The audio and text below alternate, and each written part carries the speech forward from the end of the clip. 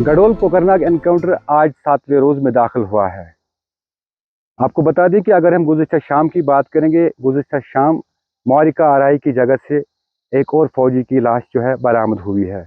अगर हम कुल हलाकतों की बात करेंगे, जो इसमें कुल हलाकतें अभी तक हुई है, 6 हलाकतें अभी तक हुई है, जिसमें फौज के 2 अफसर, पुलिस का 1 अफसर और 2 फौजी और एक जली हुई लाश जो है, जिसकी शिनाख्त होना अभी बाकी है।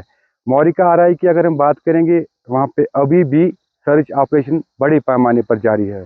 इसके साथ साथ अगर हम पूरे इस इलाके की बात करेंगे, गडोल इलाके की, जो ऑपरेशन है उसको वसी पैमाने पर बढ़ा दिया गया है और सिक्योरिटी के इंतजाम जो है पूरे इलाके में काफ़ी सख्त कर दिए गए हैं। इसके साथ साथ अगर हम बात करेंगे, जिस तरह से पुलिस ने दावा किया था कि जो 2 दिन पहले वहाँ पे जलसी हुई लाश मिली थी, वो हो सकता है कि उज़ैर खान नामी एक अस्करियत पसंद की है, जिसके नमूने हासिल किए गए हैं पहले ही, जिनको टेस्ट के लिए, डीएनए टेस्ट के लिए भेज दिया गया है।